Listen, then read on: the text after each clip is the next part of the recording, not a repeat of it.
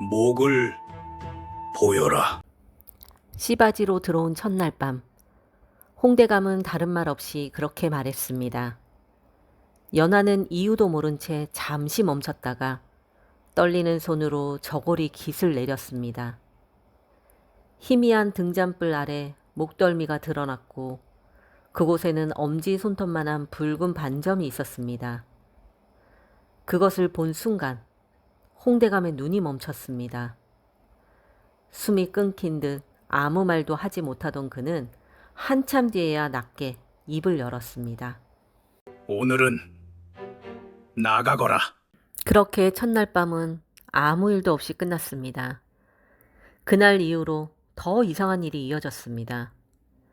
씨바지를 들였으면 당연히 방을 드나들어야 할 텐데 홍대감은 연하를 찾지 않았습니다. 마주치면 시선을 피했고 일부러 돌아섰습니다. 다만 가끔 아무도 모르게 바라보는 눈길만 남았습니다. 양천에서 가장 큰 기와집, 오래된 가문이었지만 그 집에는 단 하나가 없었습니다. 대를 이을 아들이었습니다. 그래서 안방마님 매씨는 직접 씨바지를 드렸고 그 자리에 연하가 팔려오게 되었습니다.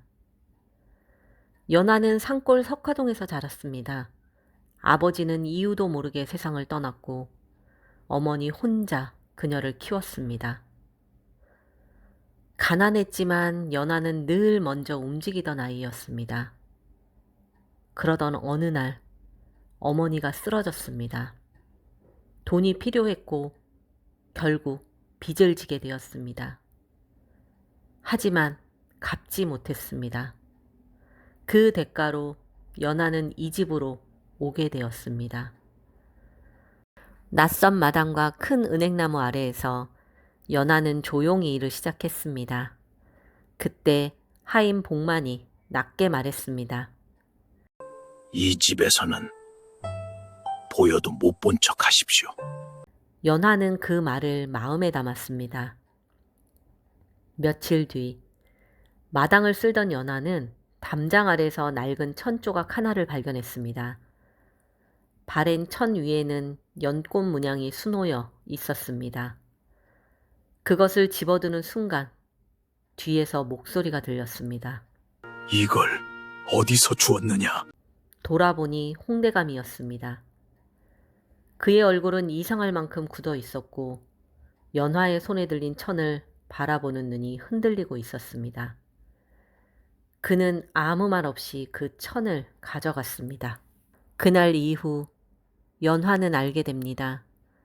그 천 조각은 홍대감이 20년 넘게 간직해 온 것, 아기 옷의 일부라는 사실을 말입니다. 그리고 또 하나, 홍대감에게는 과거 사랑했던 여인이 있었고 아이도 있었다는 이야기였습니다. 하지만 그 아이는 사라졌다고 했습니다. 연하의 머릿속에 조금씩 이어지는 것들이 생기기 시작했습니다. 자신의 목덜미 반점, 어머니가 숨기던 이야기, 그리고 대감의 반응이었습니다. 하지만 입 밖으로는 꺼내지 않았습니다. 그러던 어느 날 복만이 조용히 말했습니다. 아가씨, 어머니께서 돌아가셨습니다. 그 말을 듣는 순간 연하는 아무 말도 하지 못했습니다. 마지막으로 본 것은 떠나던 날 새벽이었습니다. 붙잡던 손을 놓고 돌아섰던 그 순간, 그것이 마지막이었습니다. 한참을 울고 난 뒤 연하는 다시 일어났습니다. 그리고 빗자루를 들었습니다. 손은 떨렸지만 빗자루질을 멈추지 않았습니다. 그날 밤 홍대감이 다시 연하의 방을 찾았습니다. 한참을 말없이 앉아있던 그는 낮게 말했습니다. 너는 이 집에서 씨바지로 있어서는 안 된. 며칠 뒤 석화동에서 가져온 유품이 도착했습니다. 낡은 보자기 안에는 천 조각과 종이 한 장이 들어 있었습니다. 연화는 그 종이를 펼쳤습니다. 어머니의 글씨였습니다. 연화야, 너는 내 딸이지만 내가 낳은 아이는 아니다.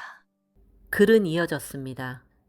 진짜 어머니는 금년이라는 여인이었고 그 아이의 아버지는 양천 홍씨, 홍재원이었습니다. 연화는 깜짝 놀라 천천히 고개를 들었습니다. 홍대감이 그 자리에 앉아 있었습니다. 잠시 침묵이 흐른 뒤 그가 말했습니다. 그래, 내가 네 아비다. 모든 것이 이어졌습니다. 하지만 바로 밝힐 순 없었습니다. 바로 증거가 필요했기 때문입니다. 그 사이 메시는 이 모든 것을 눈치채고 연화를 압박했습니다. 그리고 결국 먼저 움직였습니다. 바로 연화를 관아에 신고한 것입니다. 포졸들이 들이닥쳤고 연화는 그대로 끌려갔습니다. 어두운 창고 안 혼자 남겨졌습니다. 아무것도 할 수 없는 상황이었습니다. 그때 어머니의 말이 떠올랐습니다. 어둠은 끝이 있다는 말이었습니다. 연화는 눈을 떴습니다. 여기서 끝낼 것인지 아니면 버틸 것인지. 그리고 선택했습니다. 다음 날 문이 열리고 복만이 들어왔습니다. 그의 손에는 문서가 들려 있었습니다. 관아 기록이었습니다. 금년이 아이를 낳았다는 기록, 그리고 별지. 이어 홍대감이 들어왔습니다. 이제 모두 끝내자. 관아에서 모든 것이 밝혀졌습니다. 편지, 기록, 그리고 둘로 나뉘어 있던 천 조각이 완벽하게 맞아 떨어졌습니다. 마지막으로 목덜미의 붉은 반점까지 확인되었습니다. 결국 연화는 홍대감의 딸로 인정되었습니다. 밖으로 나왔을 때 가을 햇빛이 조용히 내려앉아 있었습니다. 홍대감이 옆에 섰습니다. 미안하다. 연화는 잠시 바라보다가 말했습니다. 어머니 묘를 제대로 써주십시오. 그날 이후 메시는 집을 떠났고 다시는 돌아오지 못했습니다. 그렇게 시간이 흐른 뒤 연화는 다시 마당을 쓸었습니다. 같은 자리, 같은 은행나무 아래였습니다. 하지만 이제는 달랐습니다. 팔려온 사람이 아니라 스스로 남아있는 사람이었습니다. 사람의 삶은 어디에서 시작되었는지 보다 어떻게 버텨냈는지로 남기도 합니다.